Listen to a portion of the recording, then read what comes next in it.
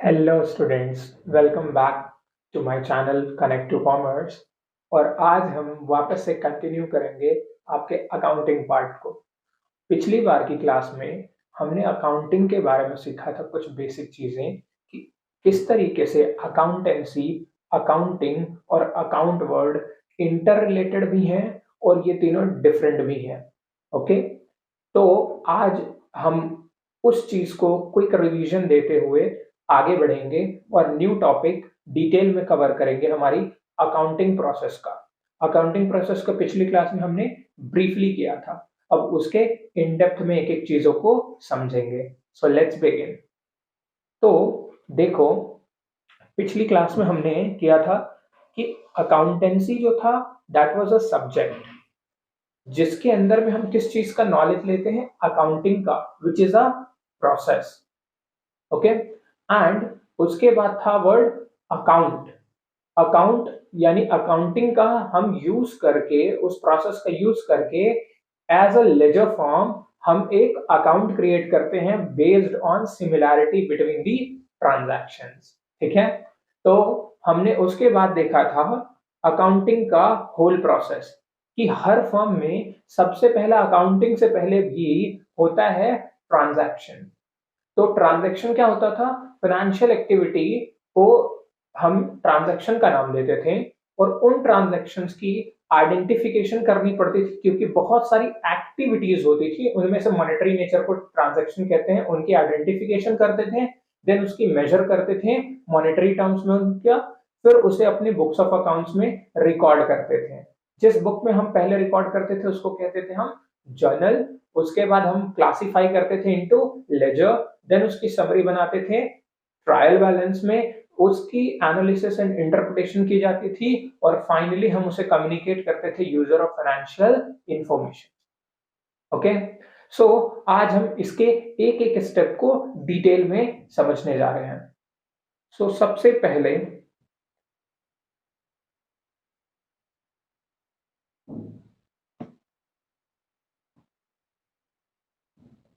एक यहां मैं लिख दूं स्टेप्स या process of accounting. Okay, steps या प्रोसेस ऑफ अकाउंटिंग। तो देखो, सबसे पहला हमने वर्ड लिखा था आइडेंटिफिकेशन एंड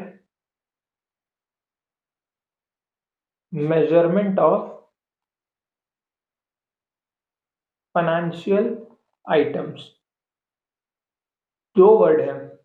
आइडेंटिफिकेशन, आइडेंटिफिकेशन में आप क्या बोलोगे, ये अगर मैं बोलूं ऑल एक्टिविटीज हैं तो इसमें क्या किया जाएगा, इनमें से आप क्या करोगे, फाइनेंशियल एंड नॉन फाइनेंशियल को सेपरेट करोगे, आइडेंटिफाई करोगे, सेग्रीगेट करोगे। ठीक है, इसको कंसीडर फिर हम करेंगे और इसको हम कंसीडर नहीं करेंगे। ओके, तो पहला स्टेप में आप क्या बोलोगे कि there are n number of activities occurring on day to day basis in the business, so out of those activity we need to find out the financial activities which will be termed as transaction। ठीक है, अच्छा, इन्हीं financial activities जिनको आप find out करोगे, then measurement में हम क्या करेंगे, मेजरमेंट नेक्स्ट स्टेप, इसके जस्ट आगे हम क्या करेंगे, इन फाइनेंशियल एक्टिविटीज का वैल्यूएशन करेंगे, वैल्यूएशन या कन्वर्जन करेंगे इनटू मनी टर्म्स। ठीक है, तो हम इन फाइनेंशियल वाले का वैल्यू करेंगे कि हाँ पैसे में तो मेजर हो रहा है बट कितना अमाउंट होगा उसका। ठीक है, वो अमाउंट का मेजरमेंट करेंगे या कन्वर्जन करेंगे। मेजरमेंट या कन्वर्जन दो वर्ड क्यों बोल रहे हैं, कुछ चीजों का जिसका कोई और वैसा नहीं है, यूनिक है, उसकी वैल्यूएशन करनी पड़ेगी। पहली बार जिसका वैल्यू अंदाजा लिया जा रहा है, पहली बार कोई न्यू प्रोडक्ट है और जिसका ऑलरेडी एग्जिस्टिंग सब्स्टिट्यूट्स हैं या मार्केट में वैसे प्रोडक्ट हैं, तो उसके अकॉर्डिंग उसकी वैल्यू मेजर भी कर सकते हैं। ठीक है, ओके, तो सबसे पहला स्टेप हमने समझ लिया कि एक्टिविटीज में से फाइनेंशियल नॉन फाइनेंशियल कैटेगराइज करेंगे, फाइनेंशियल वाले का हम मॉनेटरी वैल्यू पता करेंगे, वैल्यूएशन या मेजरमेंट। ठीक है, ओके, देन एक सेकेंड ना, इसके नीचे हमने एग्जाम्पल को लिया था ना, सो मैं इस स्टेप को थोड़ा नीचे लेकर चलता हूं, क्योंकि पिछली बार हमने यहां कर लिया था ऑलरेडी। ओके, सो यहां से हम करते हैं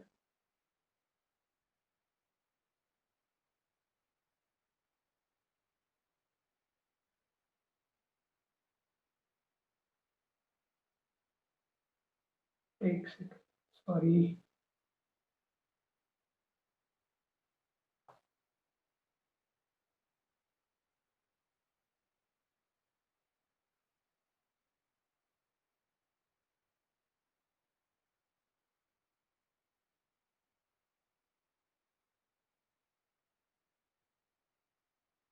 ये हो गया हमारा स्टेप। ओके, तो ये हो गया हमारा second. Now sorry, first step. Second step पे अब हम आते हैं। इनमें से हमें क्या करना होगा, अब हमने मेजर तो कर लिया है, इन चीजों को मेजर तो कर लिया है, तो अब इनकी क्या की जाएगी, रिकॉर्डिंग की जाएगी। अब इनकी क्या की जाएगी भाई, इनकी हम करेंगे रिकॉर्डिंग। ठीक है, तो नेक्स्ट स्टेप आएगा रिकॉर्डिंग का। रिकॉर्डिंग हम कहाँ करेंगे, मैंने आपको बताया था जर्नल बुक में। ठीक है, हम कहाँ करते हैं, जर्नल बुक में। और कितने तरीके, जिस तरीके से करते हैं उस तरीके का नाम हमने क्या पढ़ा था, by way of journal entry. ठीक है, जर्नल बुक में जर्नल एंट्री के तौर पर रिकॉर्डिंग होगी उसकी। ओके, अच्छा, ये जर्नल बुक ना अभी के लिए इसको डिटेल में मैं नहीं कराऊंगा, मैं आपको टाइप्स ऑफ सब्सिडरी बुक्स जब कराऊंगा तब मैं इसके बारे में आपको और डिटेल बताऊंगा। ठीक है, तो होता क्या है, अगर नॉर्मल छोटे बिजनेस होते हैं जिनमें बहुत ज्यादा नंबर ऑफ ट्रांजैक्शन ना हो, थोड़े मोड़े ट्रांजैक्शन जहां होते हैं, वो एक जर्नल बुक से काम चला लेते हैं। बट मैं इसी के लिए यहां लिख देता हूं, in case of large business, ठीक है, जैसे रिलायंस वगैरह हो गए, ऐसे बड़े बड़े बिजनेस हैं, तो इन बड़े बिजनेस में ना ये एक जर्नल बुक के जगह 7 डिफरेंट सब्सिडरी बुक्स बनाते हैं। ठीक है, तो 7 मैं यहां लिख दूं, 7। ठीक है, और 7 में भी मैं ऐसे लिख दूं, क्योंकि अभी वो कैटेगरी को तोड़ा गया है 5+2। 5 मेन और 2 आपको जानना होता है, कई लोग बनाते हैं कई लोग नहीं बनाते हैं, अब इसका उतना रिलेवेंस नहीं है। ठीक है, तो मैं 5+2 टोटल 7 क्या बनाते हैं ये लोग, सब्सिडरी बुक, सब्सिडरी बुक्स। ठीक है, ये सब्सिडरी बुक्स का नाम मैं कुछ कुछ बता देता हूं आपको, और बाकी हम इसके बारे में डिटेल नेक्स्ट एक किसी सेपरेट सेशन में करेंगे। सबसे मेन एक तो है कैश बुक, एक है परचेज बुक, एक है परचेज रिटर्न बुक, एक है सेल्स बुक, एक है sales return book,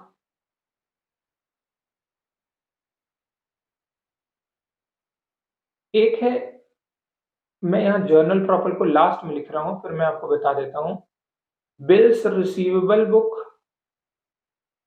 bills payable book, and last में एक है जर्नल प्रॉपर बुक, जिसको कई लोग जनरल जर्नल भी कह देते हैं। ठीक है, तो इसमें मैंने 5 और 2 किया है ना, मैं उसके बारे में बता दूं। ये जो 5 है ना, मैं उनको रेड कलर से कर रहा हूं, ये सेपरेट कलर से। ठीक है, ये 5 अलग पढ़े जाते हैं, और ये जो 2 को मैं अलग रख रहा हूं, ये 2 को अलग आप याद रखना। क्यों, क्यों मैंने इसको अलग किया है, क्योंकि इसके रेलेवेंस थोड़ा कम हो गया अभी। ठीक है, मैं बताऊंगा क्यों कम हुआ है। ठीक है, उतना अभी आपको नीड नहीं है, तो मैं अभी कंसेप्ट को डेवलप कर रहा हूं, इसलिए यहां पर उसका डिस्कशन नहीं करते हैं। तो देखो, in case of large business एक जर्नल बुक के जगह वो क्या करेंगे, 7 डिफरेंट सब्सिडरी बुक्स को मेंटेन करते हैं। ठीक है, ओके, जो भी इनके अंदर लिखा जाएगा वो कहलाएगा जर्नल एंट्री है। ठीक है, इस बात को याद रखना। ओके, तो अच्छा, जर्नल बुक को ना कई लोग बुक ऑफ प्राइम एंट्री भी कहते हैं या प्राइमरी बुक भी कहते हैं। प्राइमरी बुक या बुक ऑफ प्राइम एंट्री। ठीक है, बुक ऑफ प्राइम एंट्री, या इसको अभी रहने देते हैं, दो मेन नाम से आप याद रखो। ठीक है, अच्छा, तो रिकॉर्डिंग आपको समझ में आया कि रिकॉर्डिंग हम क्या करेंगे, उन्हीं मॉनेटरी आइटम्स का रिकॉर्डिंग करेंगे अपने बुक में। उस बुक का नाम होगा जर्नल बुक, लिखा जाएगा किस वे से, जर्नल एंट्री के वे से। छोटे बिजनेस में एक बुक, बाकी में 7 बुक। ठीक है, अच्छा, रिकॉर्डिंग के बाद एक बार रिकॉर्ड हो गया बुक्स में, तो अब हमारा नेक्स्ट स्टेप क्या आएगा, अब हम करेंगे उसका क्लासिफिकेशन। ठीक है, तो ये थर्ड स्टेप हमारा क्या होगा, क्लासिफिकेशन। ठीक है, क्लासिफिकेशन। अब ध्यान से समझते हैं इस क्लासिफिकेशन के प्रोसेस में क्या किया जाएगा, कैसे किया जाएगा। अब हुआ क्या, एक अभी तो मैं वो 7 बुक को छोड़ो, अभी दिमाग में क्या रखो, वो एक बुक है। ठीक है, उसमें सारे लाइन से ट्रांजैक्शन हर दिन के लिखे जा रहे हैं। तो अब क्या होगा, based on similarity between the transactions या कह लो एंट्रीज। ठीक है, रिकॉर्डेड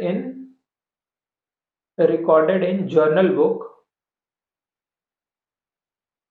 ठीक है, क्लासिफिकेशन इज डन। भाई वही जर्नल बुक में जो जर्नल एंट्री लिखी है उसी के अंदर से हम सिमिलैरिटी डेवलप करते हैं, और सिमिलैरिटी के बेसिस पे हम क्लासिफिकेशन करते हैं।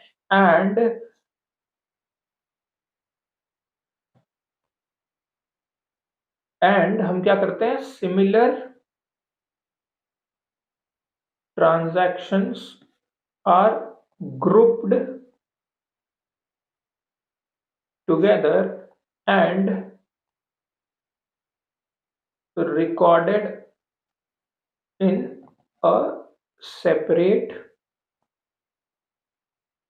account। फिर हम क्या करेंगे, इसको रिकॉर्ड करेंगे इन अ सेपरेट अकाउंट। ठीक है, अलग से एक अकाउंट में। ठीक, विच इज कॉल्ड लेजर। ठीक है, और जिसमें ये जिस बुक में किया जाएगा उस बुक का नाम क्या है, laser book.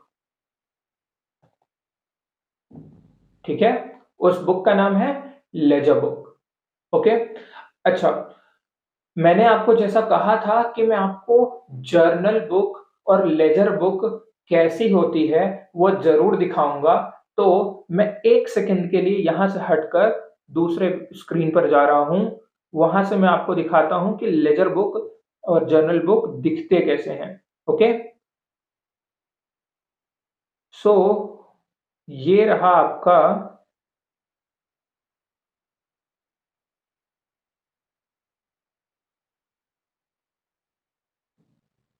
Journal book. Hope so, शायद ये उतना क्लियर तो नहीं है, बट आप देख पा रहे हो। अगर मैं आपको हाईलाइट करके दिखाऊं, यहाँ पर बताऊं, तो यहाँ पर आपको दिया है पर्टिकुलर्स के बारे में। ठीक है, आपको डेबिट क्रेडिट अमाउंट्स के बारे में दिया गया है। एक सेकंड, आपको डेबिट क्रेडिट अमाउंट्स के बारे में यहाँ बताया गया है। ये है डेबिट अमाउंट और ये है क्रेडिट अमाउंट। यहाँ पर फोलियो नंबर है आपका। ठीक है, यहाँ पर डेट है आपका, मंथ एंड डेट। ठीक है, तो इस तरीके से रजिस्टर होता है जर्नल बुक का। ठीक है, ये है जर्नल बुक का एक पेज। ठीक है, अब मैं बस आपको शॉर्टली एक और चीज दिखाता हूं, which is your ledger account. Just a second.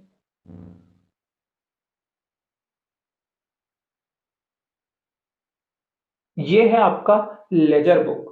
Picture quality थोड़ी सी डाउन है, so you have to manage, but मैंने कोशिश की है ताकि मैं आपको इसको शो कर सकूं। ठीक है।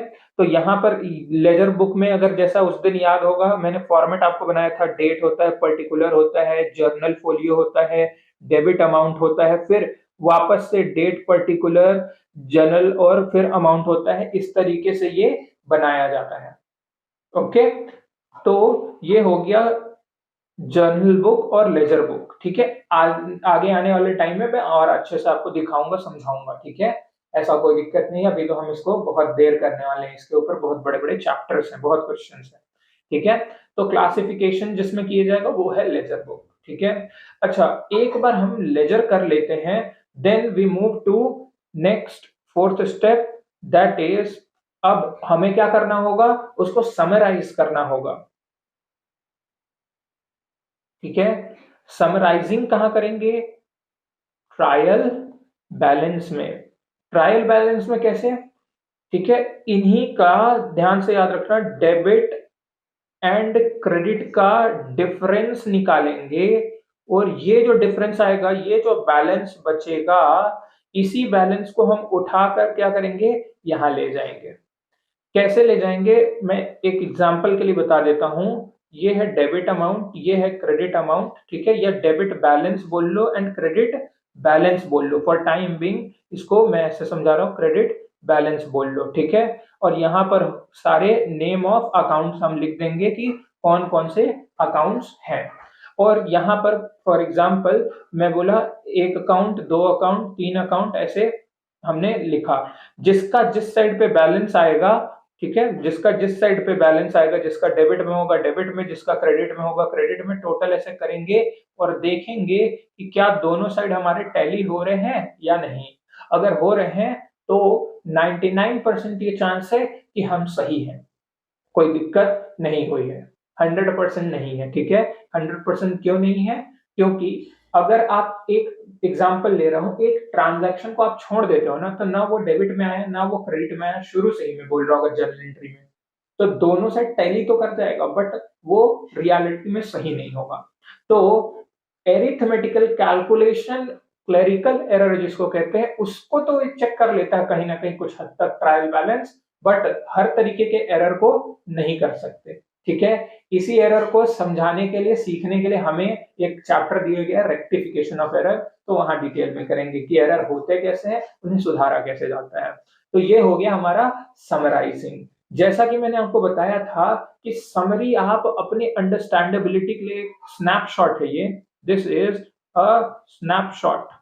ठीक है, स्नैपशॉट किस चीज का, आपके सारे ट्रांजैक्शंस के कंक्लूजन एक तरीके से। ठीक है, ये कितने हुए हैं। अच्छा, ओके, ये हो गया हमारा ट्रायल बैलेंस। ठीक है, ट्रायल बैलेंस को बनाना ये होता है ऑप्शनल। ठीक है, ऑप्शनल है, ये मैंडेटरी नहीं होता, इसको बनाना मैंडेटरी नहीं होता। आप बनाओ नहीं बनाओ आपके ऊपर है। ठीक है, अच्छा, इसके बाद हम चलते हैं, एक बार हमने समराइज कर लिया तो, अच्छा, समराइज में ना कुछ और चीजें भी बनाते हैं, बट उसको डिटेल में हम बाद में करेंगे। अभी के लिए मैं लिख देता हूं यहां पर, ट्रायल बैलेंस के साथ आप स्टेटमेंट ऑफ पीएल भी बनाते हो, statement of profit and loss, या कह लो प्रॉफिट एंड लॉस अकाउंट, जैसे भी कह लो, ये भी बनाते हैं। और इसी के साथ हम बनाते हैं बैलेंस शीट। तो ये सब हम करते हैं हमारे समराइजिंग के प्रोसेस पे। ओके, अच्छा, अब आगे चलते हैं, और नेक्स्ट स्टेप है हमारा, इसके जस्ट बाद हम बनाएंगे फिफ्थ स्टेप में, एनालाइजिंग एंड इंटरप्रिटेशन। ठीक है, एनालाइजिंग अलग लिख ले रहा हूं और इंटरप्रिटेशन अलग लिख रहा हूं। पहले एनालाइज करेंगे तब इंटरप्रेट करेंगे। ठीक है, एनालाइज करने का मतलब अगर मैं बोलूं तो in depth study of financial transactions. ये जो ऊपर हमने रिकॉर्ड किया, हमने ये जो समराइज किया या क्लासिफाई किया, उन सब को हम डिटेल में स्टडी करते हैं, इन डेप्थ एनालिसिस करते हैं, उसकी उसकी इन डेप्थ एनालिसिस करते हैं टू ब्रिंग अंडरस्टैंडेबिलिटी। ठीक है,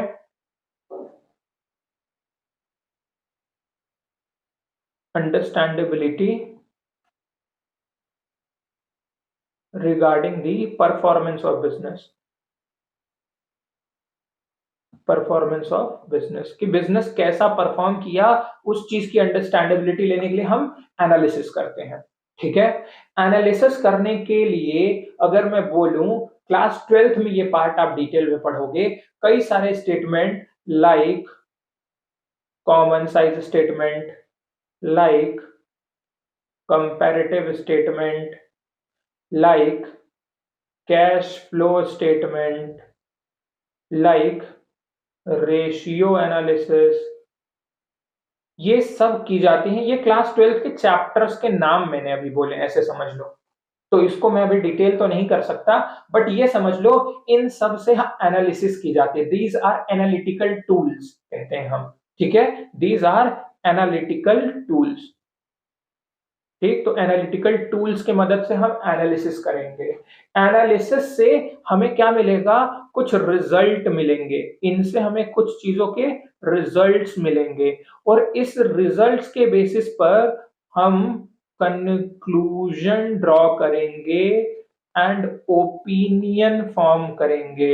ओपिनियन फॉर्म करेंगे, 3 तरीके के ओपिनियन हो सकते हैं कि भाई बिलो स्टैंडर्ड परफॉर्मेंस था, ठीक, एट स्टैंडर्ड था, या अबव स्टैंडर्ड था। ठीक है, यही हो सकता है, अच्छा, खराब या ठीक ठाक। ठीक है, अच्छा हुआ, खराब हुआ, या ठीक ठाक रहा। ठीक है, तो कंक्लूजन ड्रॉ होगा विच इज कॉल्ड इंटरप्रिटेशन।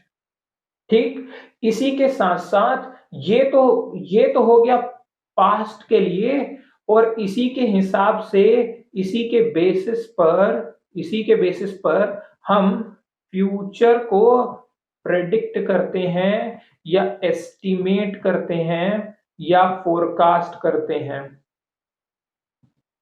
ठीक, तो पास्ट को देखते हुए, अपने काम को देखते हुए, हम फ्यूचर में क्या चेंजेस लाएंगे, इन सब का हम क्या करेंगे, डिसीजन मेकिंग होगा।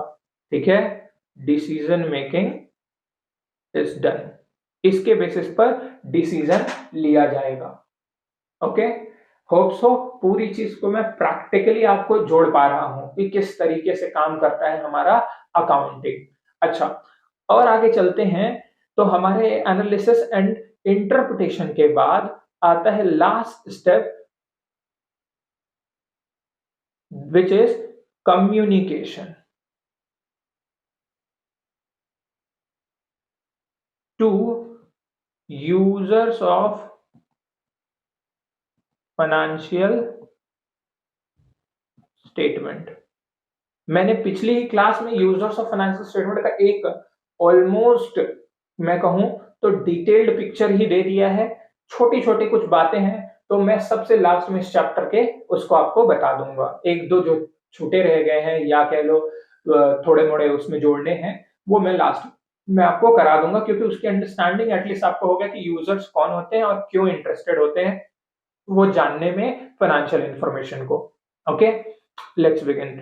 तो अब वापस से आते हैं, communication to user of financial statement.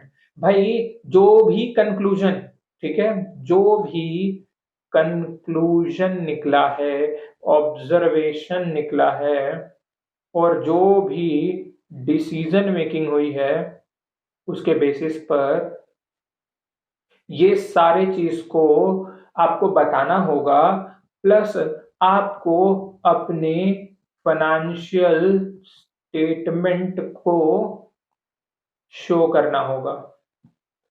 अब कहोगे फाइनेंशियल स्टेटमेंट क्या होते हैं, तो फॉर दैट मैं अभी एक शॉर्ट में बोलूं, इन चीजों को फाइनेंशियल स्टेटमेंट भी कहते हैं। ठीक है, अभी के लिए इतना ही रखो याद। ठीक है, कि भाई आपका प्रॉफिट लॉस कैसे हुआ, एसेट लायबिलिटी साल में कितना आया, वो चीज आप शो करते हो कि भाई देखो, ये रहा हमारे साल भर के ट्रांजेक्शन से हुआ प्रॉफिट और लॉस, और इसके बाद आज के करंट पोजीशन पर हमारे पास इतने एसेट्स और इतनी लाइबिलिटी एग्जिस्ट करती हैं, और इन सब के बेसिस पर ही हम लोगों ने ये कंक्लूजन ड्रॉ किया है, और इसी के बेसिस पर हमने आगे क्या करेंगे कैसे करेंगे उसका डिसीजन लिया है।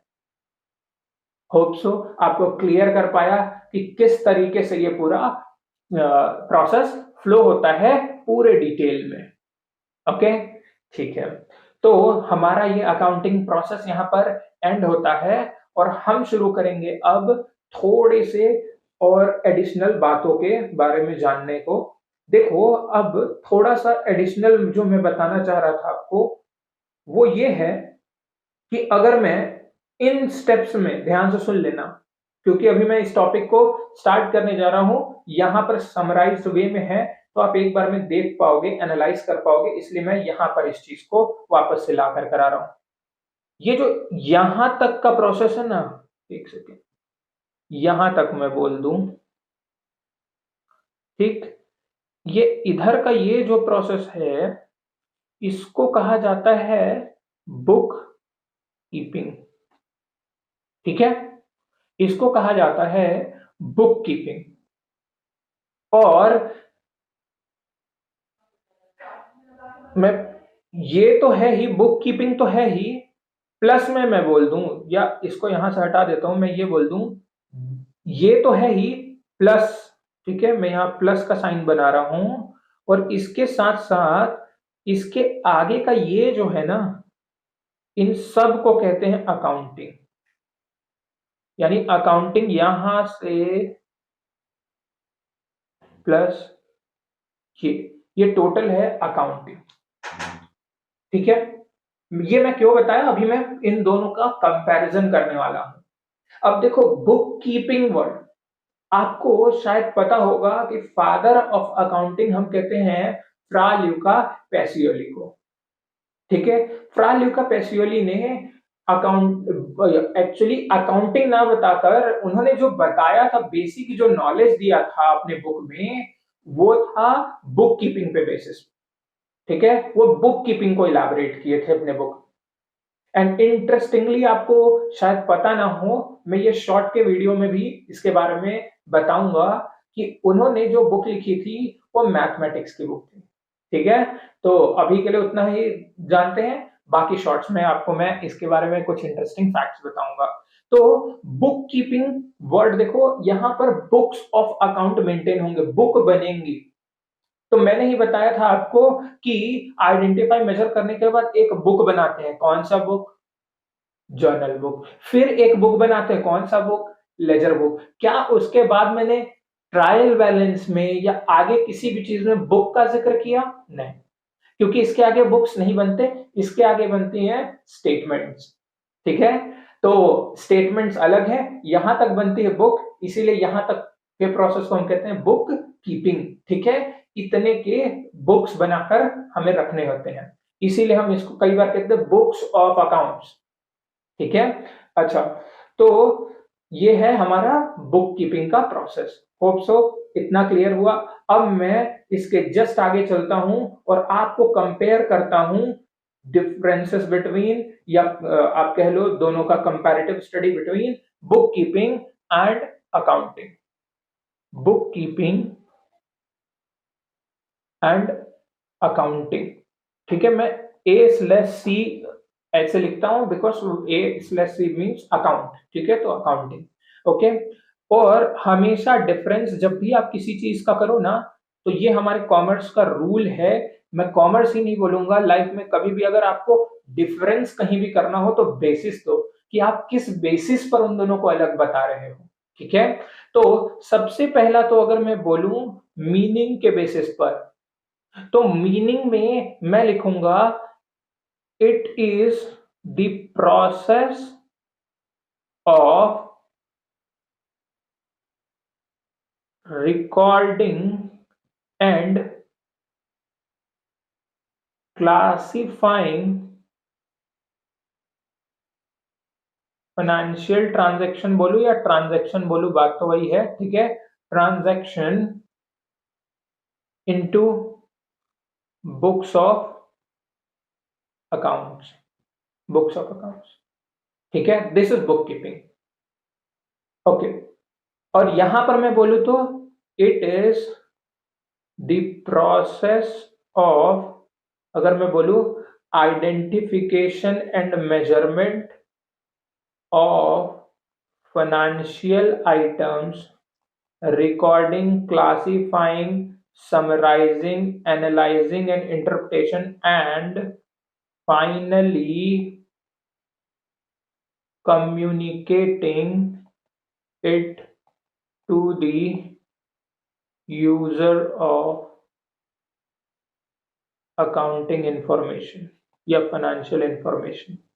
ये शॉर्ट में मैंने वर्ड्स जो लिखे हैं, इतना डिटेल अब पढ़ा दिया है, तो अब मेरा बनता है इतना शॉर्ट में लिखना।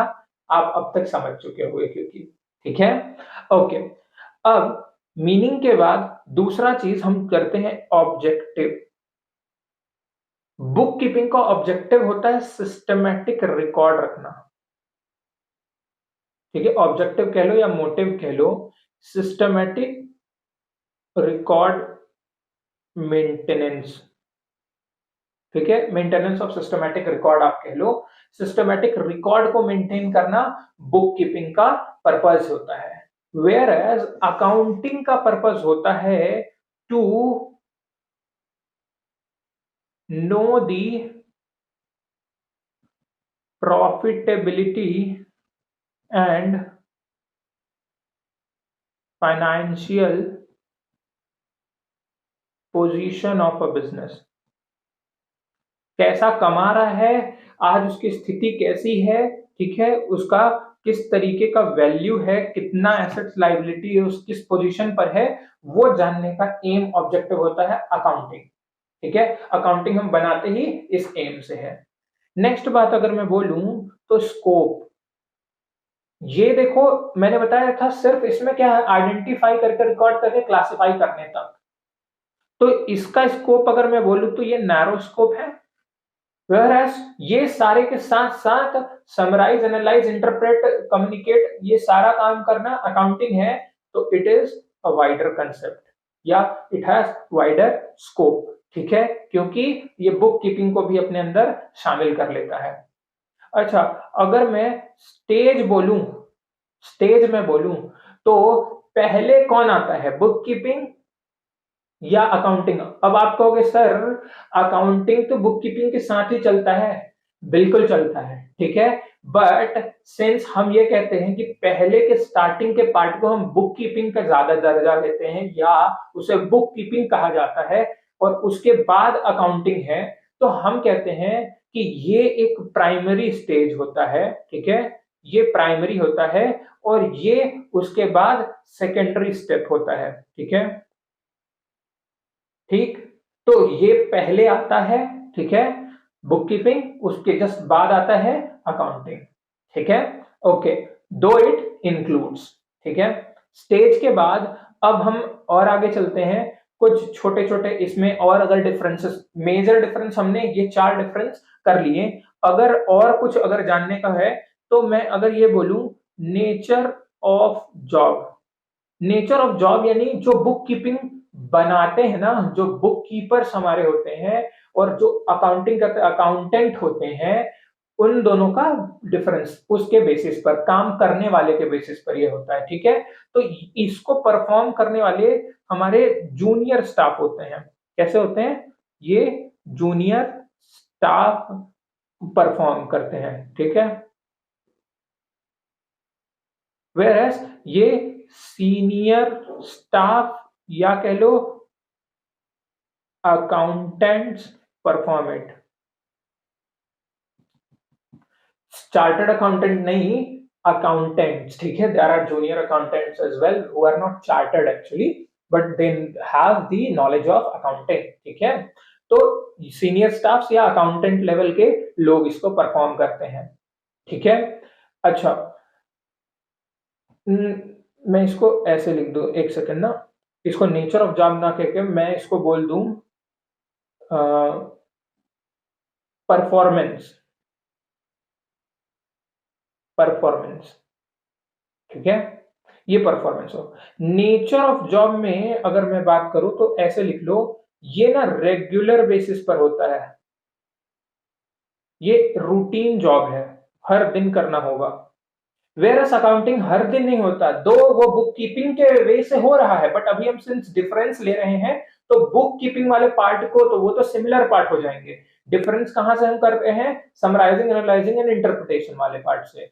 तो वो जो किया जाता है ना, वो कभी कभी किया जाता है, वो डेली बेसिस, रेगुलर नहीं करते, रेगुलर नहीं करते। वो क्या होता है, पीरियड के एंड पर करते हैं, पीरियड के एंड पर परफॉर्म होता है, ठीक है, पीरियड के एंड पर परफॉर्म होता है रिजल्ट जानने के लिए।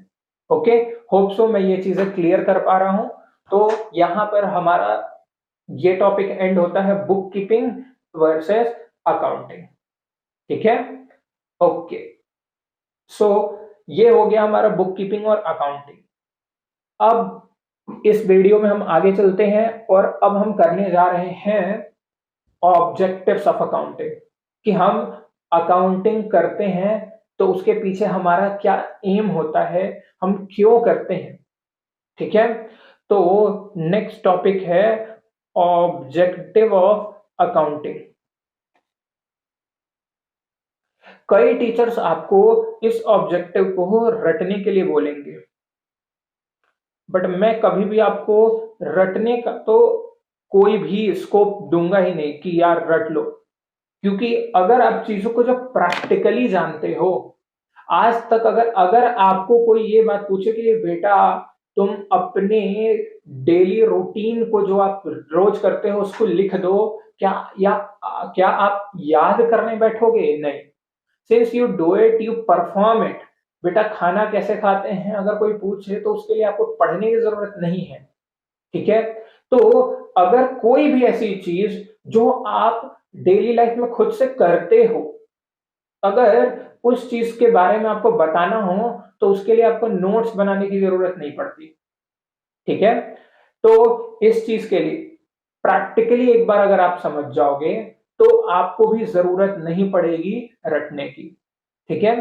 तो अब देखो, हमने इतना कुछ प्रैक्टिकली इतने डिटेल में पढ़ा है ना कि अब ऑब्जेक्टिव आप खुद बता दोगे। सबसे पहला ऑब्जेक्टिव, हम जो अकाउंटिंग कर रहे हैं, अच्छा अभी जब हम यहाँ पर अकाउंटिंग वर्ड बोल रहे हैं, it will include both book keeping and accounting, वो पूरे प्रोसेस की बात अकाउंटिंग की हो रही है। तो उसमें पहला एम अगर मैं बोलूं तो हम क्यों करते हैं भाई, तो इसका पहला एम होगा क्या, सिस्टमैटिक रिकॉर्डिंग ऑफ ट्रांजैक्शंस, ताकि ट्रांजैक्शंस का हमारे पास सिस्टमैटिक रिकॉर्ड हो, इजंट इट, हमें कोई दिक्कत ना हो, सिस्टमैटिक रिकॉर्ड हो हमारे पास हर एक ट्रांजैक्शन का हमारे बुक्स ऑफ अकाउंट्स में, ठीक है। ओके, एक हो गया बुक्स ऑफ अकाउंट्स में सिस्टमैटिक रिकॉर्ड हो। इसको आप बस इतना ही बता सकते हो कि भाई जर्नल लेजर में करते हैं, क्रोनोलॉजिकल ऑर्डर में करते हैं, ठीक है। उसको ऑलरेडी समझा दिया है, आपको लिखना कितना है, बहुत कंटेंट है अब आपके पास, आप आराम से लिख सकते हो पूरी कहानी, ठीक है। ओके, नेक्स्ट बात है ऐसे प्रॉफिट लॉस ना लिख के बोलो, डिटरमाइनिंग प्रॉफिट और लॉस। भाई अकाउंटिंग करने के बाद नेट रिजल्ट जब हम निकालते हैं तो हमें पता चलता है कि बिजनेस को प्रॉफिट हुआ या लॉस हुआ, कितना प्रॉफिट हुआ या कितना लॉस हुआ। यही तो एम होता है हमें पूरे अकाउंटिंग करने का, कि साल भर के पूरे ट्रांजैक्शन समराइज करके उसको एनालाइज करेंगे और निकालेंगे प्रॉफिट और लॉस। तो हमारा दूसरा ऑब्जेक्टिव होता है हमें अपने प्रॉफिट लॉस को जानना है, इस वजह से हम अकाउंटिंग करते हैं, ठीक है। ओके, तीसरी बात है, लिखो determining financial position, financial position. ये कैसे जानते हैं, पीएल अकाउंट बनाकर ना, प्रॉफिट लॉस अकाउंट, और ये जानने के लिए बनाते हैं बैलेंस शीट, ठीक है, बैलेंस शीट। अब भाई फाइनेंशियल पोजीशन कहने का मतलब आज के दिन पर, करंट पर आपके असेट्स एंड लाइबिलिटीज की वैल्यू, ठीक है, आज के दिन पर आपके एसेट्स और लायबिलिटी की क्या कितनी वैल्यू है, उसको कहते हैं फाइनेंशियल पोजीशन। ठीक है, तो ये भी जानने के लिए अकाउंटिंग करते हैं हम। ठीक है, अकाउंटिंग हमारा जितना भी परचेज सेल एसेट्स वगैरह का जितना भी लोन उन सब का रिकॉर्डिंग होगा, तो हमें उन सब का नेट फिगर बनाकर बैलेंस शीट में हम लिखेंगे और हमें तब पता चलेगा। ओके, अच्छा, फिर उसके बाद फैसिलिटेट्स इन डिसीजन मेकिंग, शायद आपको याद हो। ठीक है, मैनेजमेंट को, ठीक है, मैनेजमेंट को हेल्प करता है कि नहीं in decision making. Analyse interpret करके कंक्लूजन निकालते हैं, तब तो उसी के बेसिस पर वो डिसीजन फॉर्म करते हैं, अपना ओपिनियन फॉर्म करते हैं। तो उस डिसीजन ओपिनियन को फॉर्म करने के लिए अकाउंटिंग ही तो बेस बनता है, तो वो डिसीजन बनाने के लिए अकाउंटिंग करनी पड़ती है। ठीक है, ये चार हमने किया अभी कि ये ऑब्जेक्टिव्स या ये रीजन या इस एम से अकाउंटिंग की जाती है। ठीक है, ये पर्पस है अकाउंटिंग करने का लोगों का। ठीक है, और अगर हम समझें तो इसमें हम कह सकते हैं providing information to user of financial information. याद है, यूजर ऑफ फाइनेंशियल इंफॉर्मेशन, जितने भी हमारे यूजर इंटरनल और एक्सटर्नल हैं, उनको कुछ चीजें हमारे बिजनेस के बारे में जाननी है और हमारे ऐसे ही बोल देने से वो मानने वाले नहीं है, विथ प्रूफ उनको वो बात बोलनी है, वो चीजें कम्युनिकेट करनी, तो उसके लिए पहले हमें अकाउंटिंग करनी पड़ेगी, तब तो जाकर हम उन्हें वो बताएंगे। तो उन्हें वो इंफॉर्मेशन को बताने के लिए अकाउंटिंग करना जरूरी होता है हमारे लिए। ठीक है, तो अकाउंटिंग इस रीजन से भी जरूरी है। इतनी बात क्लियर हुई मेरे हिसाब से। ठीक है, तो ये हो गया। अब एक लास्ट ऑब्जेक्टिव मैं बोल दूं, कहीं ना कहीं it helps in protection of business assets. सारे चीज की प्रॉपर अकाउंटिंग हुई होगी और कोई भी चीज इधर से उधर गड़बड़ हुई या कोई चोरी हुई या कुछ भी हुआ, तो हमें तुरंत इंफॉर्मेशन पता चल जाएगा, हम मैच करके पता कर लेंगे। तो इससे हमारे बिजनेस के एसेट्स चोरी वगैरह थेफ्ट वगैरह से, ठीक है, थेफ्ट वगैरह से बच जाते हैं, थेफ्ट नहीं हो पाते, चोरी नहीं हो पाते, थेफ्ट नहीं होता हूं। ठीक है, तो इस ऑब्जेक्टिव से, इन पर्पसेस से, इस सोच से, इस एम से अकाउंटिंग की जाती है। ओके, तो होप सो ये टॉपिक भी मैं आपका क्लियर कर पाया। और आज के लिए लास्ट टॉपिक हम कवर बस करेंगे जो, वो है लिमिटेशन ऑफ अकाउंटिंग। ठीक है, और उसके बाद हम आज के इस क्लास को यहां पर रोक देंगे फिर। ठीक है, तो ये हो गया practically objectives of accounting.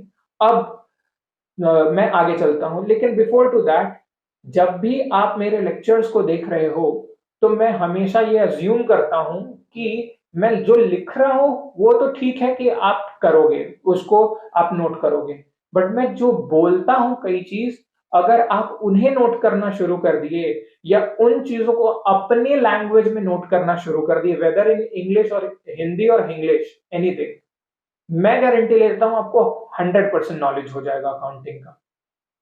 But अगर आप सिर्फ लिखे वाले कंटेंट पर चलोगे और मेरे बोले हुए चीजों को नहीं लिखोगे, ठीक है, तो शायद कुछ पोर्शन आप मिस कर दो, अपने नॉलेज में लैग कर जाओ।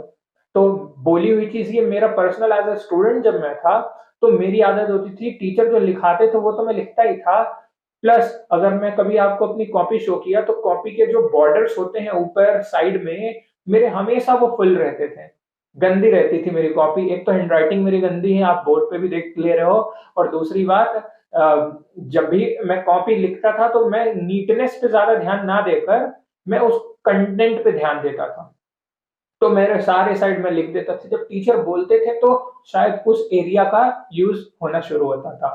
तो मैं यही उम्मीद करता हूं कि मेरे स्टूडेंट्स भी मेरे सारे बोली हुई बातों को भी कहीं ना कहीं अपने अंडरस्टैंडेबिलिटी के हिसाब से नोट करते होंगे। ओके, सो अब और आगे चलते हैं। ठीक है, लिमिटेशन ऑफ अकाउंटिंग।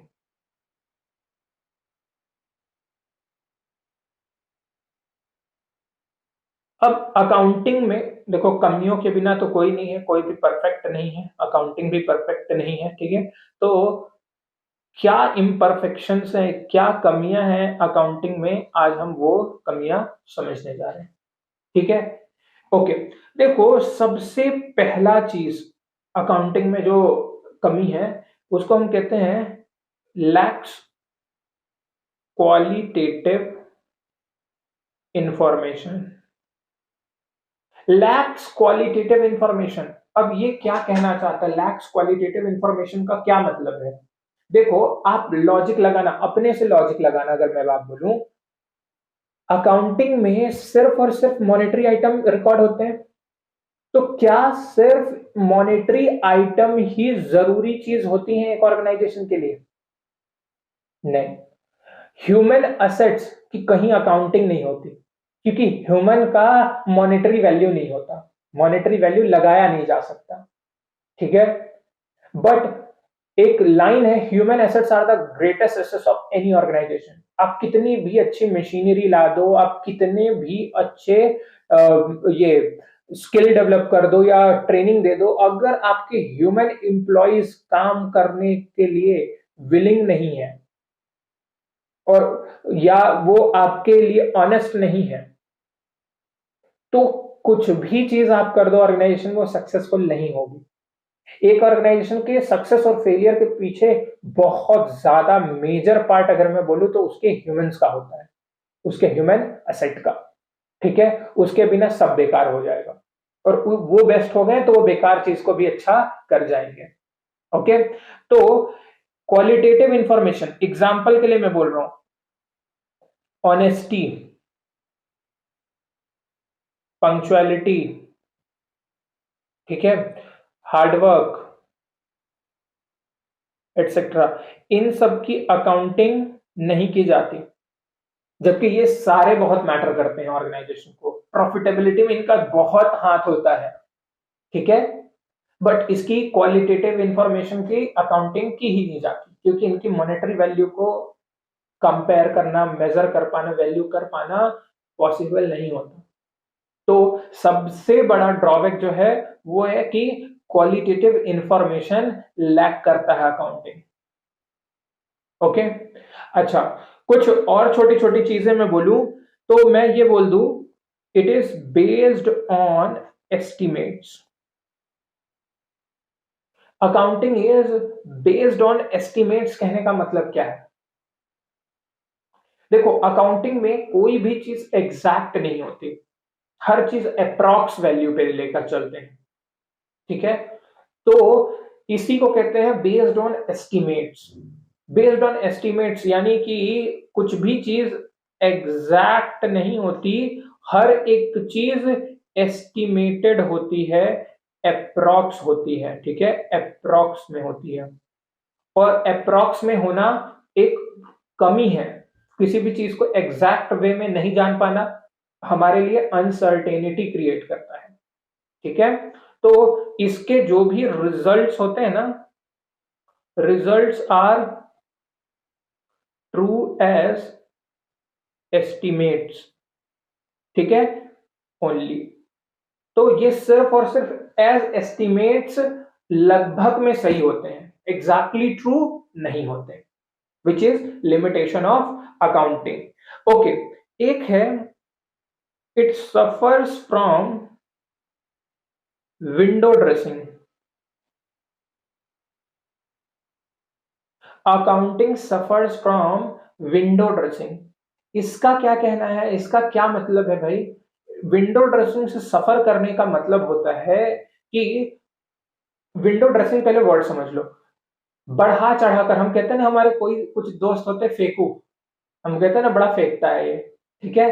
तो इसी को कहते हैं, अकाउंटिंग में फेंकने को कहते हैं विंडो ड्रेसिंग, यानी exaggeration of facts and figures, जो जितना है उससे ज्यादा बढ़ा चढ़ाकर दिखाना ही क्या कहलाता है, ये विंडो ड्रेसिंग। तो हम इसको कह दें active concealment of facts and figures, ठीक है। या एकदम इजी में बोलूं, manipulation of accounting information. Accounting information में मैन्युपुलेशन लाना ही क्या कहलाता है भाई? Window dressing. जो वास्तविकता में नहीं है उसे बुक में दिखाएं। इसका मैं एक आपको प्रैक्टिकल एग्जांपल बताऊंगा। देखो हुआ क्या, जो एक वर्ड होता है कंटिंजेंट लाइबिलिटी, ठीक है, उसको हम नोट्स में दिखाते हैं, अपने बुक्स ऑफ अकाउंट्स में नहीं दिखाकर हम उसको बैलेंस शीट के नीचे लिखते हैं, जिसको हम कहते हैं नोट्स टू अकाउंट्स। ठीक है, तो यहां पर क्या होता है, एक एग्जांपल कि डायरेक्टर एक दिन क्या हुआ, मीटिंग के लिए आ रहे थे, लेट हो गए थे, जल्दी चला रहे थे गाड़ी और किसी को उन्होंने ठोक दिया। ठीक है, और हुआ क्या, वो तो वहां से भग गए। सामने वाले इंसान ने अपना ट्रीटमेंट कराने के बाद वो कोर्ट में केस किया। ठीक है, अब कोर्ट में केस किया तो कंपनी के ऊपर कल को कंपनसेशन देने का लाइबिलिटी आ भी सकता है क्योंकि डायरेक्टर सर है तो। ठीक है, पर नहीं भी आ सकता अगर कंपनी जीतती है तो। ठीक है, बट एक चीज होता है कॉर्पोरेट सोशल रिस्पॉन्सिबिलिटी, हर कंपनी को पब्लिक के सोसाइटी के लिए कुछ अच्छा करना होता है। अगर इस बात को, ये मटेरियल बात है, इसको अगर उसने बुक्स में नहीं दिखाया तो भी वो गलत है, और दिखा दिया तब तो भाई अकाउंटिंग इंफॉर्मेशन वाले सोचेंगे यार इस कंपनी में अगर इतना बड़ा ये केस हार गई, इतना बड़ा लॉस, मतलब इसको क्लेम देना पड़ेगा तो प्रॉफिट पूरा खत्म हो जाएगा, हम इसमें इन्वेस्ट नहीं करेंगे, ये डर है। तो अब कंपनी को बताना भी है, छुपाना भी है। तो इसको अब क्या करेगा, कंपनी का अकाउंटेंट के पास या वो अपने एडवाइजर के पास जाएगा तो वो क्या कहते हैं, मैं एक एग्जांपल ले रहा हूं, एक फिक्शनल एग्जांपल है ये। उन्होंने बोला बैकग्राउंड में केस जीतने की पूरी तैयारी हो रही है, केस लड़ा जा रहा है, बट वो नोट्स में लिखते हैं कि डायरेक्टर आ रहे थे और अचानक से हल्का सा एक बंदे को हिट हो गया। ठीक है, बहुत माइनर इंजरी आया, भले वहां मरने की कगार पे हो, माइनर इंजरी आया, बट फिर भी company as part of fulfilling corporate social responsibility उस इंसान को 10 लाख या 20 लाख जो भी है उतने का कंपनसेशन देना चाहती है। अब उसने ये बात बता भी दिया कि एक्सीडेंट हुआ है, उसने ये भी दिखा दिया कि वो देना चाहता है, और अब लोगों में इंप्रेशन आ गया कि इतने छोटे से चीज के लिए कंपनी इतनी अच्छी है, अगर वो एक आउटसाइडर को इतने अच्छे से ट्रीट कर दे तो हम कंपनी से जुड़ेंगे तो हमें कितने अच्छे से ट्रीट करेगी, हमारा कितना अच्छे से ध्यान रखेगी। तो उसने क्या किया, एक नेगेटिव चीज को पॉजिटिव बदल दिया, और इसी को कहते हैं विंडो ड्रेसिंग। ये एक फिक्शनल एग्जांपल है ताकि आप इस एग्जांपल को हमेशा मेमोराइज कर सको जब आपको विंडो ड्रेसिंग की बात समझनी हो या किसी को बतानी हो। ओके, सो होप सो आपको ये एग्जांपल समझ में आया हो। ठीक है, ओके। अच्छा, अब एक और चीज मैं यहां पर लिख दूं, हिस्टोरिकल कॉस्ट, या ऐसे लिख दूं based on historical cost. Based on historical cost, based on historical cost कहने का मतलब assets shown at their original cost price. ठीक है, जब at the time of purchase, ये ओरिजिनल कॉस्ट प्राइस का मीनिंग लिख दिया। ठीक है, जितने पे वो खरीदा उतने पे ही बुक्स ऑफ अकाउंट्स में दिखाने को बोलता है। एक प्रिंसिपल है हिस्टोरिकल कॉस्ट प्रिंसिपल, जब हम अगला चैप्टर शुरू करेंगे तो बहुत सारे प्रिंसिपल देखेंगे, उनमें एक प्रिंसिपल है हिस्टोरिकल कॉस्ट। वो कहता है कि बुक्स में एसेट्स को उसी वैल्यू पर दिखाओ जिस पर उसे एक्वायर किया गया था, खरीदा गया था। हालांकि ये गलत है क्योंकि over the period of time उसकी वैल्यू घटी और बढ़ी हो सकती है। तो it ignores change in price of assets. Assets की प्राइसेस में जो चेंजेस आए हैं उसको ये इग्नोर करता है, और इस वजह से जो रियलिटी है वो सामने नहीं आ पाती। ठीक है, एक्चुअल पोजीशन पता नहीं चल पाता। ठीक है, तो इस चीज से क्या होता है, actual position can not be determined. इस रीजन की वजह से क्या होता है कि हम बिजनेस का actual position as on date नहीं पता कर पाते हैं। ठीक है, तो इसी से जुड़ा हम बोलते हैं डेपिक्ट्स unrealistic information.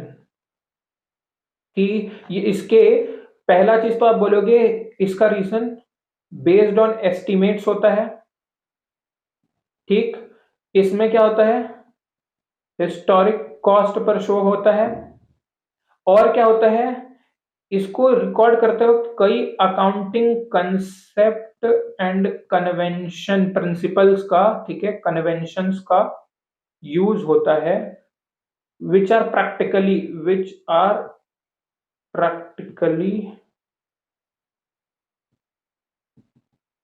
which are not practically possible।